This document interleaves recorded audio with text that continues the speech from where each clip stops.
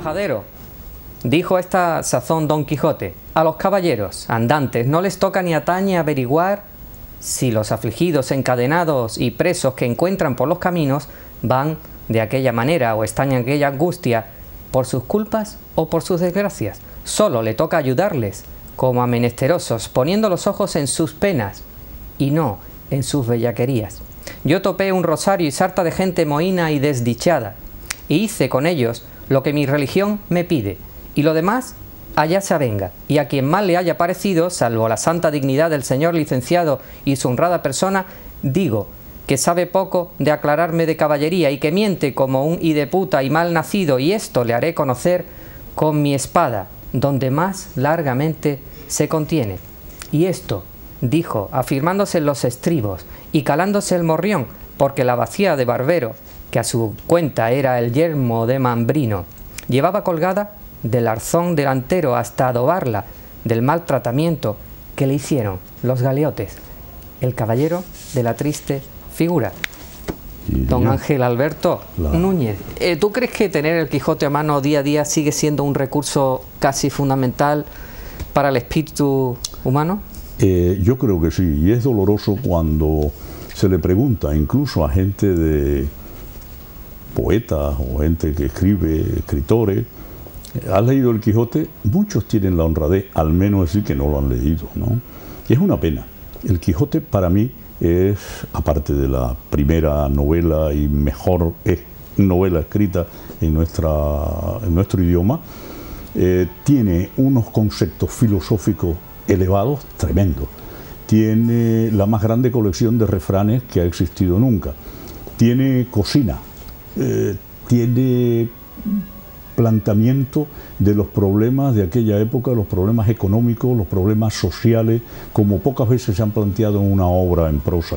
Y, curiosamente, muchos de aquellos problemas económicos, sociales, filosóficos, se siguen planteando hoy en día.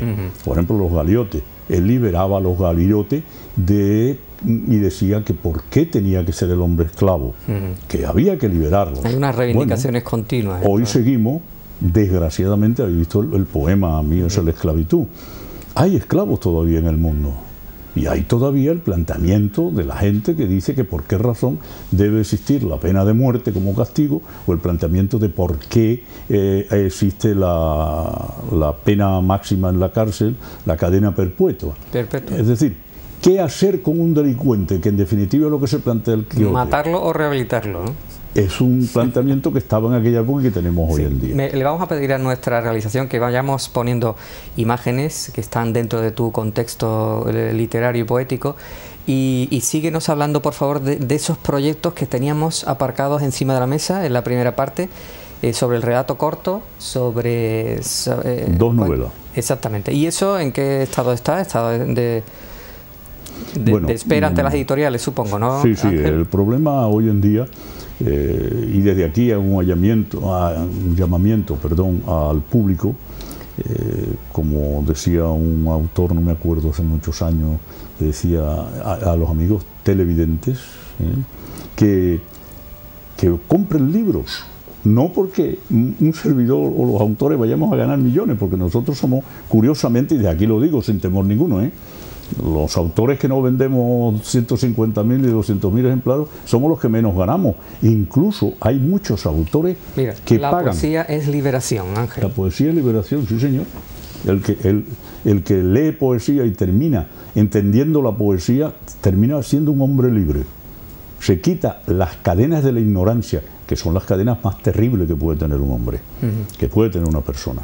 Entonces, como te decía, nosotros, los escritores, algunas veces, o los que nos llamamos escritores, algunas veces tenemos que recurrir a la autoedición, es decir, a pagarnos nosotros la publicación y después ir por allí haciendo presentación del libro, vendiendo a la gente los libros.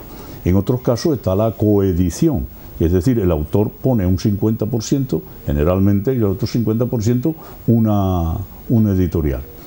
Porque conseguir que una editorial hoy en día publique el libro de una persona y, como decía antes, de poesía muchísimo menos, publique un libro una persona dándole un royalty, vamos a utilizar la palabreja, pues eso es muy difícil, tiene que ser un autor muy conocido. Y desde aquí hago un llamamiento para que la gente lea, es necesario leer. Leer. Bueno, hecho este inciso en defensa de los escritores, porque si no nos defendemos nosotros, ¿quién nos va a defender? Pues, digo que hay no te puede defender Montoro si cobra derechos de autor. No, los derechos de autor, eso es nada. Eso para los que no, repito, para los que no somos... Mira, perdóname, mira, la palabra poesía en el cuello de una mujer, ¿esto, Ángel, te sugiere algo? La poesía en el cuello de la mujer, bueno, ten en cuenta que siempre se ha dicho el cuello, la nuca para el pueblo, pues son unas partes más sensibles que tiene no solamente la mujer, sino el hombre, ¿eh? Un beso en esa zona es un beso que generalmente despierta sensaciones y sensaciones muy agradables. Y además tú lo estás diciendo como profesional de la medicina, es decir, que se están conjugando información académica e información espiritual y poética. Sí, no hay ningún inconveniente en decirlo. Nosotros en medicina tenemos que estudiar unos puntos en los cuales el dolor hace su manifestación extrema, pero lo mismo que el dolor hace una manifestación extrema, pues también la sensación placentera existe. Y ahora dime una cosa, tú que controlas, manejas y estás habituado tanto al lenguaje americano como al lenguaje castellano de español, ¿qué similitudes y qué diferencias ves en la utilización de las palabras de uno y otro continente? Estamos hablando del castellano, pero desde tu mundo, de allí y de aquí, ¿qué diferencias ves? Pues yo prácticamente ninguno. En el libro... ¿En el vocabulario no, Ángel? En el vocabulario hay algunas palabras que son localismo, que son, por ejemplo, venezolanismo, colombianismo, istmos de las Américas, pero que en realidad tienen su equivalente perfectamente entendible con el castellano que se habla en España, ¿no? Sí, pero ¿no crees que ese castellano americano es, entre comillas, más culto, más guardado, más bien guardado que el actual que se maneja aquí? Eso depende de la zona donde nos vayamos. Porque, por ejemplo, en el centro de América, Guatemala, Salvador, se utiliza todavía el voceo y se utilizan palabras muy antiguas. En Venezuela, concretamente en la zona de Maracaibo, del famoso lago de Maracaibo, que la gente lo conoce por el petróleo, no porque allí nacieran grandes poetas como Don Pérez, Rafael María Baral, etcétera, ¿no? Ni que naciera allí ese poeta que he dicho antes, Andrés Eloy Blanco. Pues se hablaba del vos, pero no el vos como se habla en la Argentina. En vez de decir la primera persona, vos sabés, en Maracaibo se decía vos sabéis, vos sabéis. Y el uso de palabras antiguas, que la academia, incluso la gente las tiene como arcaicas, ¿no? Entonces se nos exige muchas veces que nosotros cuando utilicemos esas palabras las pongamos entre comillas o en cursiva. He tenido la curiosidad de repasar muchos autores, incluso premios, como el primer premio Planeta, no me acuerdo ahora mismo quién fue, y curiosamente es de un ingeniero del año 85, un premio internacional de novela, y este hombre desarrolla la novela en Colombia, y el lenguaje coloquial lo utiliza como si no pasara nada, absolutamente nada. No usa una sola comilla ni una sola cursiva. A mí me pasó lo mismo cuando escribí los cuentos de los relatos del pariente Adán. Yo en muchos cuentos no utilicé ni las cursivas ni las comillas para indicar que esa era una palabra que se usaba concretamente, por ejemplo, en Colombia o en Venezuela o en Cuba. Porque considero que el idioma español, que es el más bonito del mundo, el más bonito indudablemente, no es chauvinismo, es la realidad, es el idioma más bonito que existe, pues no necesita esa diferenciación. Si, por ejemplo, en España yo digo un chino, me estoy refiriendo al chino de la China. Un chino ha llegado a mi casa. En Colombia yo puedo decir, ha venido un chino a mi casa. Sin embargo, allí generalmente chino no significa un chino de la China, sino es un niño. Un niño, ya. Bueno, pues eso es el escritor el que tiene que apañársela para que el lector sepa que a mi casa no ha llegado un chino mandarín, sino que ha llegado un niño. Un niño pequeño. Te voy a hacer otra pregunta difícil. ¿Tú crees que hoy en día sigue valorándose o sigue, te voy a decir más agriamente, sigue funcionando que uno pretenda enamorar a su pareja con versos, con el lirismo romántico? ¿Eso sigue funcionando hoy? Digo porque hay gente de todas las edades, como tú me has dicho, el amor está dentro de todas las edades.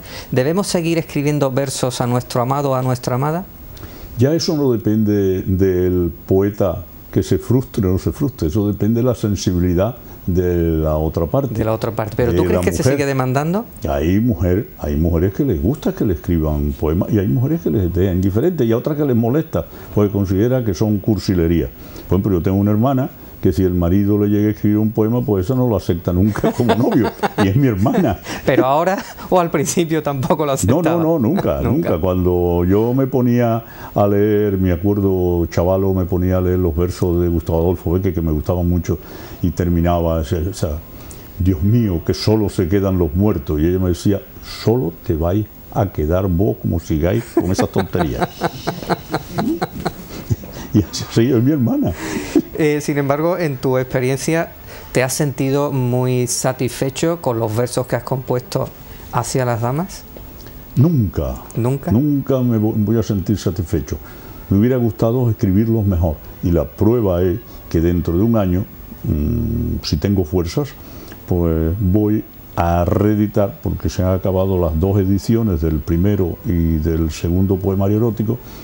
Pienso hacer una edición, los 2 poemarios juntos, con una revisión de todo. O sea, el poeta jamás, ni el escritor, jamás estará conforme con lo que ha escrito. Siempre estará en una permanente revisión. ¿Estás ahora seguro de que tienes menos miedo a contar cosas y escribir de determinadas cosas que hace 20 años, por ejemplo? Sí, segurísimo. Segurísimo. Hoy ya puedo decir que no le tengo miedo a casi nada. A casi nada. Solamente hoy en día el ciudadano le tiene que tener miedo a una cosa, nada más, pienso yo, ya desde mis 70 años, que es Hacienda, la bicha. La he nombrado y hay uno ahí que pega un respingo. Pero lo demás, a la muerte. Porque hacerle un verso a la administración del Estado como que no te llama la atención. No, en cambio se le puede hacer un verso, pero un verso que tenga retranca. Por ejemplo, se me ocurre ahora mismo un pariado, dice, sí, ¿cómo no voy a estar desolado si Hacienda me ha arruinado? Y así por el estilo podemos seguir, ¿no? Pues fíjate, antes ha salido en las imágenes una semblanza que a todo el mundo le ha recordado a Quevedo. Hombre, Quevedo daba muchísima leña a todo el mundo, pero en realidad lo que se buscó es su condena personal, ¿no? Que no se trata de eso, se trata de salir airoso. Si nos quieres contar, ¿en qué momentos algún verso tuyo te ha puesto en el compromiso? ¿O te ha puesto contra la espada y la pared? Yo creo que no. No tengo así un verso mío, poemas míos, difícilmente. Pero algunas veces, como sigo siendo un niño de 5 o 6 años, y además con la edad, los viejos nos volvemos niños. Vamos perdiendo un poquito el miedo al público, la vergüenza, y soltamos de vez en cuando un taco o un verso, o contamos cosas que no debemos en determinado momento. Al menos es la experiencia que yo tengo. Y bueno, pues habré dicho un verso que no podía decirlo. Por ejemplo, estos versos que eran también de mi abuela. Mi abuela era tremenda, mística rosa. Y decía, una palomita entró de noche en un convento. Y las monjitas durmieron con la palomita dentro. Bueno, todos se rieron, esto pasó en San Lucas, y había una señora que está presente, muy amiga mía, que tiene una familiar monja, y todo el mundo se rió de aquello, hasta que a mí se me ocurrió decir, oiga, que ese verso lo dijo mi abuela. Y bueno, ya sabéis el significado que tiene en el Caribe palomita. Dice, ¿cuál es? Dice, órgano sexual masculino. Comprenderéis, aquello sentó en la reunión como una bomba, ¿no? Pero son cosas que ocurren y que no se hizo con mala intención. Si te parece, ¿por qué no les sigues recomendando a nuestros amigos de 8 Televisión y de la Fundación Puerta de América, el que tenga ganas de lanzarse a escribir 4 versos, que lo intente, y los demás a leerlo? ¿Por qué se debe escribir y por qué se debe leer, Ángel? Mira, la lectura y la escritura son 2 cosas innatas del ser humano. Ahora bien, esas 2 cosas innatas van a ayudar a desarrollar ciertas zonas del cerebro, que es importantísimo. Desde aquí, como tú bien sugieres, pues hago un llamado a todas aquellas personas que creen que solamente con el sudoku, que es bueno, yo no digo que no sea bueno, me parece magnífico, pero no solamente con el sudoku y no solamente resolviendo crucigramas y no apuntando las cosas que hay que comprar en el supermercado, se ejerce toda la actividad neuronal del cerebro. Hay que escribir, aunque sean tonterías. Hay un verso que dice: escríbeme aunque sean tonterías. Y de esas tonterías algunas veces salen cosas buenas. Y leer mucho, como decía antes, poesía. Que hay una poesía complicada que no la entiendo, la aparto, ya la entenderé, y recurro a una poesía que sea más entendible. Busco una prosa, ponerme a leer, yo que no soy un lector, por ejemplo, si no tengo cultura de lector, no tengo capacidad de lector, empezar a leer a Dostoyevsky, pues me quedo dormido a la 2ª página. Pues vamos a leer otros autores que tengan, no estoy haciendo publicidad de nadie, me has dicho qué es lo que hay que hacer, yo estoy contestando. Pero Reverte, por ejemplo, y te entretiene. Los 3 mosqueteros de Alejandro Dumas son lecturas, son novelas entretenidas que captan al público y que pueden ser perfectamente asimilables porque usan unos lenguajes de verdad francos, unos lenguajes que llegan al público. O sea, leer y escribir, señores, hacer el sudoku, hacer el crucigrama, pasear, pensar, eso es importante. La cuestión es que el ser humano tiene siempre que tener trabajando sus neuronas. ¿Y tú crees que la gente nueva, la gente más joven, tiene claro que hay que seguir escribiendo y que hay que seguir leyendo, aparte de los mensajes y de los WhatsApp, Ángel? Yo decía, tú me hablaste del Quijote y aquí hay uno que sabe del Quijote muchísimo, pero decía el Quijote en una parte: Sancho, con la iglesia hemos topado. Convencer a la juventud actual, que desgraciadamente por unos sistemas educacionales se le ha sembrado la idea del mínimo esfuerzo o ningún esfuerzo, convencerlo de que se siente a leer, de que digiera lectura, de que aprovecha la lectura, eso es difícil, es muy difícil, Eduardo. Y bueno, los ves que están en las situaciones que están, faltos indudablemente de una cosa muy importante que es un foco que orienta a la sociedad, que se llama la intelectualidad. Desarrollar el intelecto es importantísimo en el ser humano. Una persona que solamente se dedica a leer algún tebeo, que tampoco está malo leer los tebeos, yo los leo, muchísimos tebeos. Con Mortadelo y Filemón, maravilla, Asterio, Belli, maravilla, me parecen maravilla.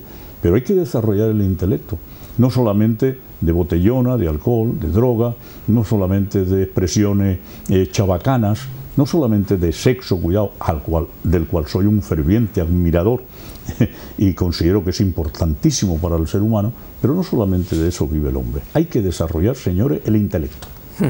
Entonces, ¿tendremos algún resultado en el 2015? Que parece que va a ser un año un poco fresco para todo el mundo, por lo menos con cierta mejoría encima de la mesa. Para ti, como escritor, como autor, ¿tendremos sorpresas en el 2015, Ángel?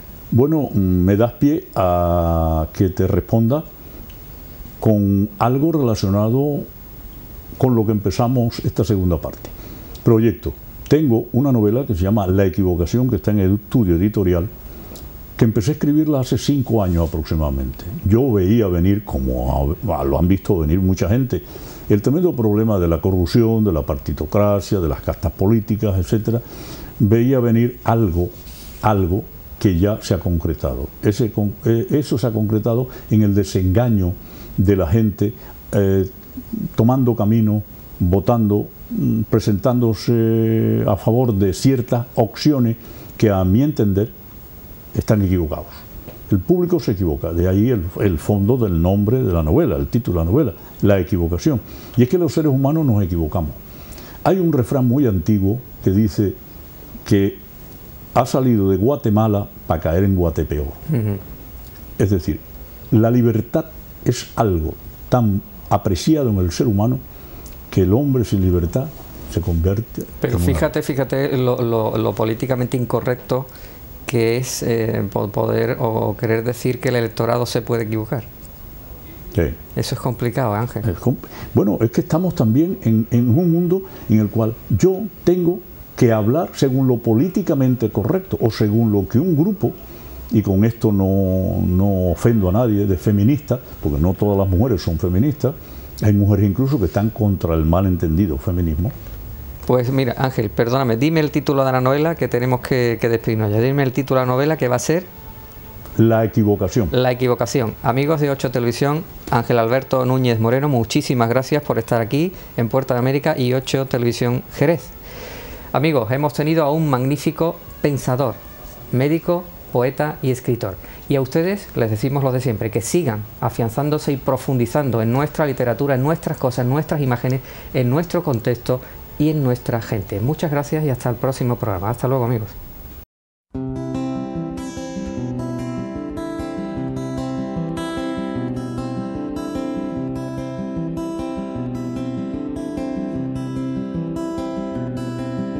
Y yo que hasta ayer solo fui un holgazán, yo soy el guardián de sus sueños de amor, la quiero morir.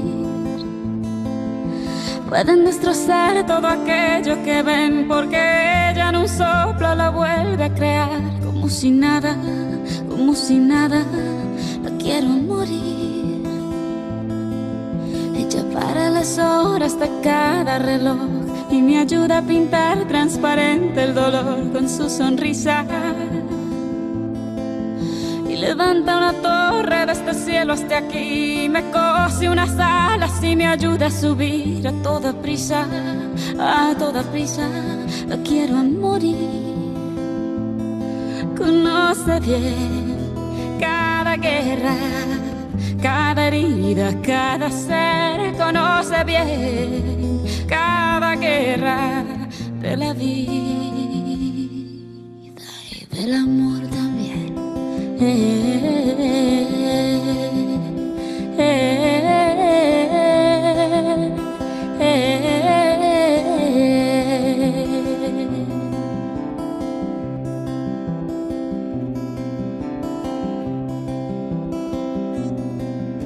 Moi je n'étais rien et voilà qu'aujourd'hui je suis le gardien du sommeil de ces nuits. Je l'aime à mourir.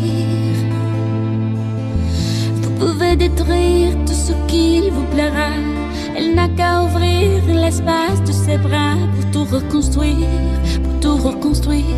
je l'aime à mourir. Elle a gommé les chiffres des horloges du quartier, elle a fait de ma vie des cocottes en papier, des éclats de rire. Elle a bâti des ponts entre nous et le ciel, et nous les traversons à chaque fois qu'elle ne veut pas dormir, je l'aime à mourir. Elle a dû faire toutes les guerres pour être aussi forte aujourd'hui. Elle a dû faire toutes les guerres de la vie et l'amour aussi.